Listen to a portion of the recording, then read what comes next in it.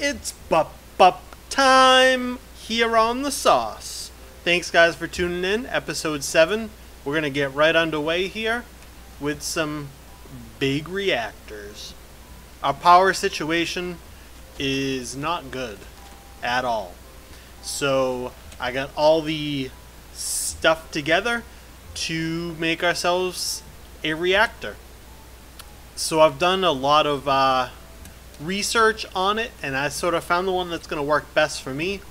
There's a million ways you can go with these things. The two things that I was most worried about was size and fuel efficiency. That's what was kind of important to me. I wanted it to fit into this little square. See, I just moved the cobblestone generator over here. We had it in the middle, connected the pipes underground. No big deal, because I want the reactor to fit right in the middle here. So we're working with limited size, and so I went into a test world and sort of laid out things in this size to come up with what was going to be the most fuel efficient. And the design I have, I think, is pretty good. And it's going to be able to power a ton of these things. We are going to be able to go whack doodles on these. So that's probably what we're going to end up doing. But for now, I guess we'll just piece it right together. So we've got 7 in between here, and this is gonna be a 5x5. So let's see how we want to build it. We want to leave us a little bit of room to sort of sneak around the edges. So we'll just do it quite like that. Now I'm not gonna go over all the particulars of these things, but I will tell you a little bit of what I learned from the research I did, so that I can explain why we're doing this size and arranging the fuel rods the way we are and why we're setting it up the way we are. So when we get there, I'll explain that. Basically, I messed around with everything. The only thing you can really do to make it more efficient, other than this design, if you go with this size, is using the buckets of the blue stuff, whatever that is, gelid cryotheum, something like that. And well, we're not doing that because that stuff is a pain to get, and the increases are so minimal that I'm not even worried about it right now. So what I found is if you do the 3 down the middle here, that ends up being the most fuel efficient for sort of a 5x5 design, which gives you the 3x3 interior to put fuel rods. Now it doesn't create the most power, I'm not saying that. I know more fuel rods, more power, but this is the most efficient power. I tried them in all different setups. I tried it with 4, I tried it with 5, I tried it with 1, I tried it with 3 in different areas. This was the most efficient I came up with, so that's good enough for me, and it's the one we're going to use. Let's get most of our controls down the front here. Also, we're gonna rewire the power going to these guys. We use the energy conduit from Ender IO, but it maxes out at 640 RF per tick, which is not nearly enough. This thing's gonna create way more power. So we're gonna redo the lines with something that can carry a little more power. I'll probably just do that off camera because you guys know all your power options. I don't need to do that for you. Not that I'm doing any of this for you. You guys probably know more than I do. So what we're going to do here, a power tap is, well, we're going to use a tesseract to pull it out of here, because this thing's going to create so much power that we're not just going to use it for these setups here. We're going to use it for some other stuff. So we're going to probably pull out with a tesseract, I guess. Let's just leave it all in the front. We'll just have a tesseract hanging off there. No big deal. And then we're going to do some RedNet ports. You'll see what those are for in a second. And then the input-output. Maybe that shouldn't go on the front, though, because that's going to look a little funky. Let's hang that one off the back, huh? The input and output. We're going to auto-pull out of the processing room for the... Oh, can I not set this up yet? I don't think I can set it up till it's a full block. I want to see you create some yellorium dust out of this, which smelts into 1 ingot of yellorium, and I'm curious if it creates fuel as fast as it needs to replenish itself. Now we've got like 1,000 plus in our ME system, but I'm curious if it's going to actually be able to power itself along. So I'm going to try that first, and if it doesn't, no big deal. We'll just pull out of our ME system. But I'm going to show you how I'm going to get the fuel to auto input in a little bit. Let's just finish filling this up with the glass, and we'll get right along. So the RedNet port actually, I'll show you what that's for, a little trick that I found that helps keep it fuel efficient. That's going to control how far the fuel rods are inserted based on how much energy we are using out of the system. So it's a clever little design. I certainly didn't figure it out on my own, but I'm using it. It's been stolen for our use, and it's going to do us well. So let me just put in these buckets here. And we probably will change this to the cryotheum, or I think that's how you say it, right? I don't know. We'll probably eventually change to that, but for right now I just kind of want to get the setup up and going, because we are still, of course, kind of in a gold pinch. We do not have enough gold to craft up most of the things that we want, and that's kind of killing us. Jeez, that's slow to break. Oh, I didn't even get it back. Awesome. So this did come together into a multi-block, so we should be able to switch things around now. So let's put one of these to the output. Am I not doing? Oh. Ha. I was pressing the wrong button all along, so maybe you could do it before.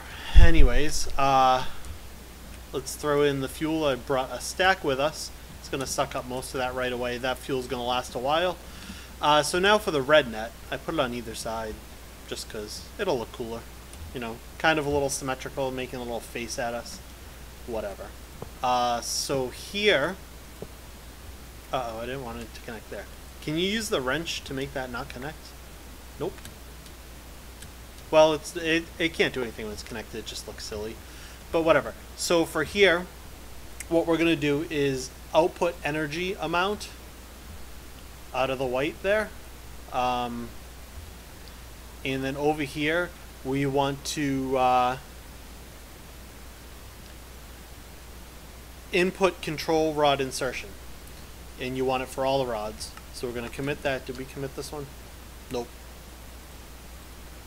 So the way the fuel rods work, they work on a percentage. You guys probably know all this. I'll explain it right from the beginning though.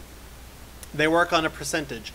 The further in the fuel rods are, the less power they create and the less fuel they burn. Don't really know why. I'm not a nuclear scientist, so you'll have to ask somebody else why, but that's the way it works. So over here, we're pulling the power level, and as the power level goes up, which is, I believe, how much energy is stored. You see, you get the up to 10 million storage. I don't know why it shows up behind that. That's annoying.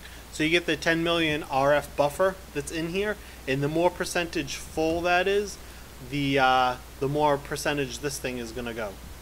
And then over here, that same percentage, if we're 90% full, it's going to insert the rods 90%. So it's only going to create 10% power, which means when this maxes out 100%, these fuel rods will be inserted 100%, and it will create 0 power and use 0 fuel. So that's just a quick little way to make it energy efficient. There are ways to get it even slightly more efficient, but for our purposes, that is perfect, exactly what we need. So that's what we're going to do, and we'll be able to see that now. We're going to fire this guy right up here, and we'll be able to see the fuel rod insertion change. So we're already filling up a little bit here, and these guys, if you take a look at them, are still at 0%. So maybe I did something wrong, because I don't really... Let me see. Are we messed up because it's connected in the middle there? That might be why. We'll look into that in a second. I think that is why. But anyway, so what we do see is the fuel reactivity. We have at 389%, which is pretty dang good. So that's quite a nice design, and this is exactly what I got in the test world actually. So we're doing 3.4K RF per tick. which is quite a bit here, and you see the casting heat, the core heat, almost the same. So we are doing great as far as those things go. This is exactly what I wanted. Let's deactivate this for now until we get the rod insertion thing figured out. But this is what we're going to use. We're going to pull out of a tesseract here, and then we'll just bury one in the ground over here and connect these power sources. So like I said, I'm going to run new wires down here.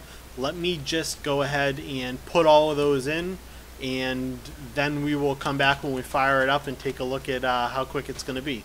So just give me 1 second here to put the new wires in the ground, and I'll be right back. Okay, well, we got the pipes all replaced. Using the extra utilities pipes, the transfer pipes, because they can they transfer an unlimited amount of energy. So that's why we're going to use those. I don't want to have to replace them again if we go nuts with the setup. It's just all in place. Also, I moved the cobblestone generator. Well, I didn't move it. I just kind of rearranged it slightly so that we can just bury it in the ground, because we really don't need to look at it. It's just there creating cobble, and we know that it works.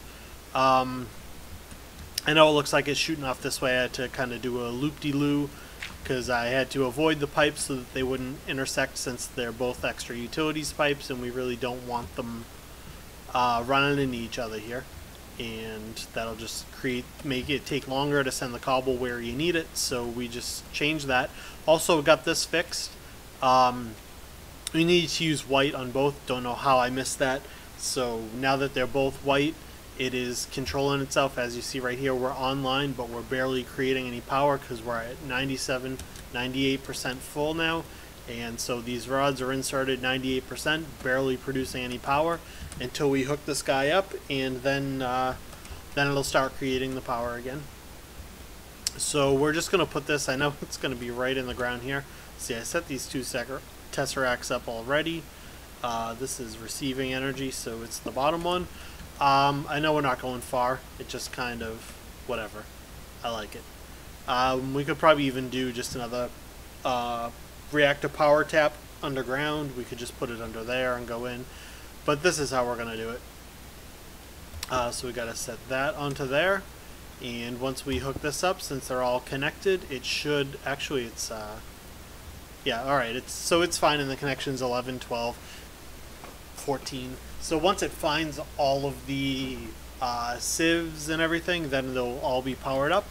But that's all there is for that. Now these guys, see, there's still some left over, but it didn't have enough power before to be able to do it. So we are in business here. We're kind of now going to be at max production. The problem we're going to run into now is I don't think there's enough, the ender storage chest, I don't think we process things fast enough yet. We're going to have to get some speed upgrades into those pipes. But that's not a problem at all. Now that we've got this is really what we needed.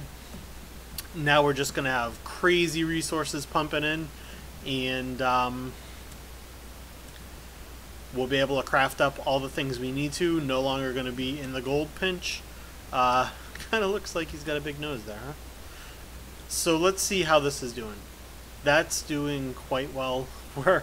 We're barely using any of the power. You see how full we are is how far the rods are going to be inserted. So we're basically only using 15% of the potential output of this machine. We still have 85% more energy that this thing can produce that's not being used. So this amount of hammers and sieves right here is nothing.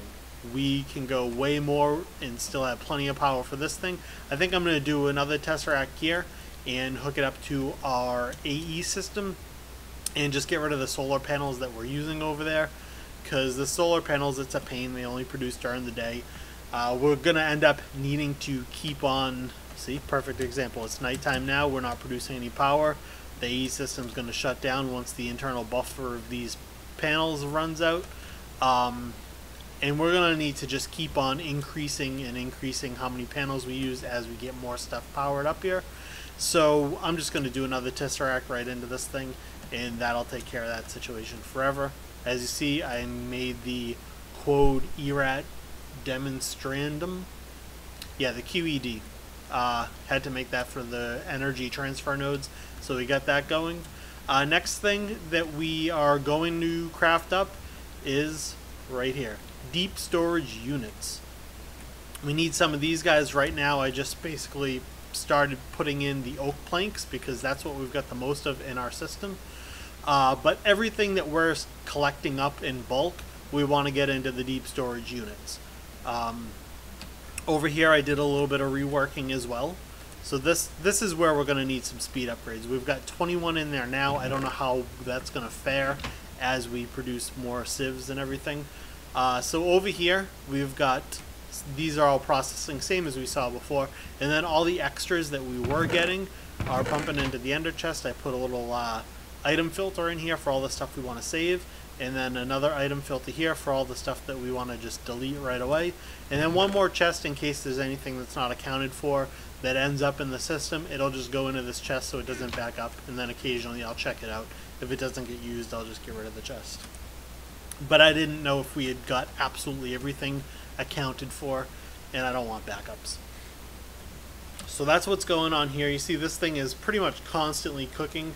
These don't seem to really ever get backed up. There's only, you know, occasionally there'll be one in there or whatever. So I think our furnace is going fast enough. But again, this is from better furnaces and we're only at iron, so we can always upgrade to gold or to the diamond like we're using over here, or even beyond that.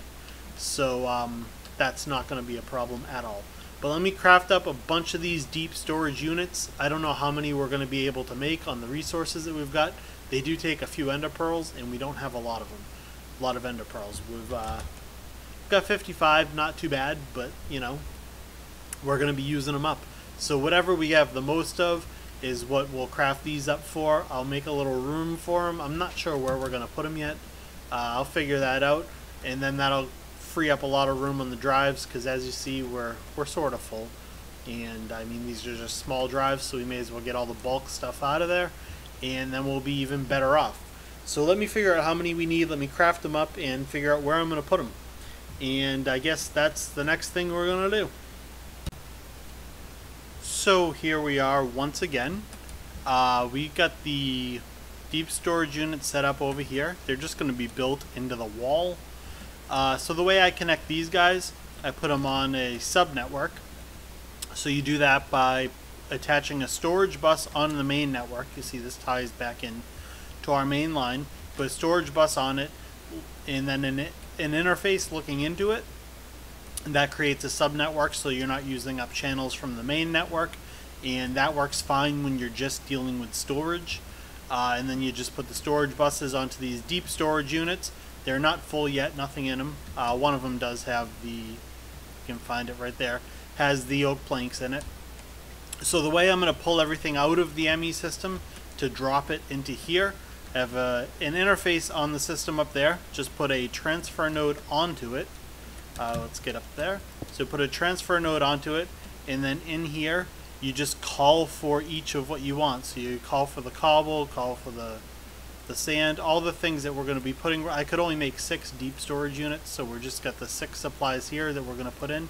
We should put a whole stack so it fills it faster, but I only grabbed 1 of each so that I could assign these. We've already got the wood there. We'll do, I don't know, doesn't really matter what order they're in, but since these guys can only hold 1, as soon as there's 1 thing in there, it won't accept anything else. So we'll do that. In here I put the stack upgrade so that once I get the whole stack called for from the interface, that'll speed things up a lot. And then just run the transfer pipes right down here and into each of these, and now they'll just start filling up. As you see, the first thing it's pulling out is sand, so if we find the one that the sand is going into, you'll see that it's got more somewhere. Alright, so the sand one will be filling up. Is that... Oh, okay, so it did the cobble first. Now it's doing the sand. There's not much cobble in the system because that's actually the next thing that we're going to take a look at. We'll let that go for a while. The next thing we're going to do is get the cobble reversed. I was going to do this before, but we didn't have enough storage for it. So right now we've been compressing it into the quadruple. Now we want to put it back into the system so that it goes into the deep storage. So we're going to, I guess let's disconnect this so no more is going in. And we're going to erase all of these guys and reconfigure each of them. And this is just temporary. Once they're reconfigured and it gets all that cobble into the system, then that's that. And these guys will be moving on to their next task, which is the final thing we're going to do for today. So first, we have the quadruple compressed cobble here. We're going to grab this stuff. We're going to put a schematic in and tell it that 1 quadruple is equal to the 9 triple. And then once we put that in there, we'll see that it produces it, and I guess is spitting it into this chest here. Alright, we've got to disable each of these because we have to reverse these as well. Alright, so then this here, we'll grab the triple. Just grab all that out of there, we'll grab that. So the quadruple's going in here. It'll just fill up and sit in there for a second. Now the triple will be dumped in here. Oh, it's a reactor casing. I kept wondering what that was. And we will just tell it 1 triple equals 9 double. So there you go into there. And then, so the double's going to come in here. And we'll tell this that 1 double is 9 regular compressed. And then we'll tell this one here that a regular compressed equals 9 cobblestone. And then we'll put that into there. And now this will just fill up with the cobblestone, and then we'll have it dump into this chest, which will put it back into the system. So now we've just got to, what do I still have on me here? The double, which is getting uncompressed here. So there we go. So all that's set up. Now let's just do these guys here. So we're going to output on this side here. So output orange. And then this one here is inputting from that side and outputting over there. And same here. And same here. So now this should go very quickly at first, but it's going to back up because this is only going to push so much at a time, and it's only got so much power because there's just the 1 solar panel back here. But whatever, we can just kind of let this run and see how long it takes for us to get everything run down and put back into the system, which is going to dump it into the deep storage unit. So we'll be in good shape. We'll have all the cobble in the system. So let me just give this a couple of minutes here, and then we're going to move on to our final task for today's episode. Here we are down in the basement, our final room with some cyclic assemblers. We have a little cobblestone generator. You guys know what this is for. We are going to make bedrockium. So we need a few more assemblers. The ones upstairs are still working. I figured I could get this at least started because it's going to be a while before I need the final ones. We're going to need a ton of speed upgrades for this guy to really get him going. But now does this... Alright, I wasn't sure if that worked or not. It does not. So you need the world interaction upgrades and then maybe speed upgrades. Do those speed it up, or do the world interactions are those the only ones that cause the generation of the cobble to go faster? If so, we'll just get a stack of those guys in there so that it can do it. Yeah, it looks like that just pushes them out faster, so that's not going to do anything for us. Those just take iron and lapis, so really cheap to make. Just don't you gotta make all the picks for it, and that's a bit of a pain. I guess we'll just set up an auto crafting recipe for it so we can just press the button and let it go. So we gotta set these up. I guess they're only gonna fill slowly for now, so we'll just set these for making the cobble, And now the compress to double compress. Let's see how far we can go. Yeah, see, it's going to bottleneck already. So let's just put together the recipe over here. Do I have any more blink? Alright, got 10 in there. Every time I put them into here, and then I just automatically craft 10 more, because we've just been using a ton of them. So the world interaction upgrade here. Yeah, see, it just takes the iron pick.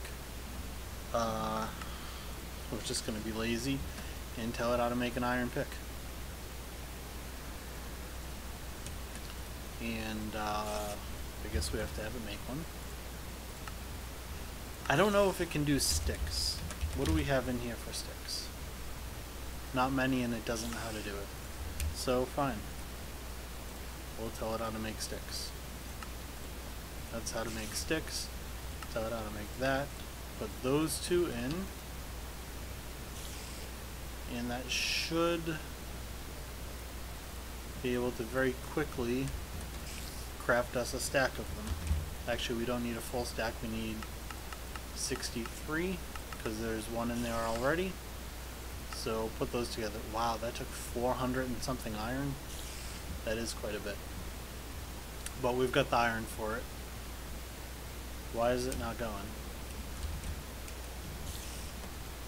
What's your issue? Oh, you're making the sticks first. Okay, there you go. I don't want it using my bamboo though. Whatever. We don't have bamboo set up, but I haven't used it, and it's just been sitting in there. So you can use it all you want, I suppose. These really don't create as quickly as I'd like. Let me just take these guys here.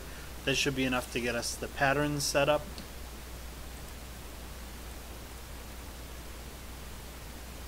Alright, so now we can get the full ticket. So we are going to need some speed upgrades as well.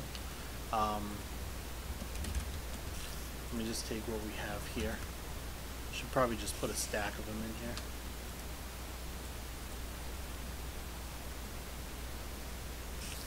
Okay. So how far along did we get creating patterns? I guess that's as far as we got. So here we go. And here we go.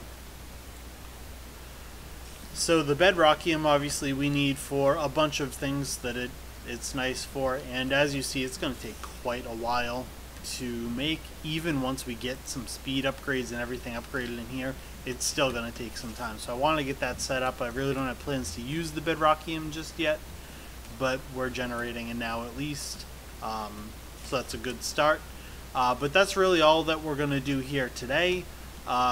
So thanks for checking it out. I haven't really planned what we're doing for next episode. Probably going to get in the rest of these deep storage units off camera, and then everything will be good for that. But check out next episode, and I'm sure we'll come up with something fun to do. But thanks everyone for watching. Make sure to like and subscribe. Leave me some comments. I haven't really been getting any comments. So why don't you go ahead and tell me what you want to see in the next episode, and we'll try to piece that together. But thanks everyone. This has been Bup, and I'm out of here.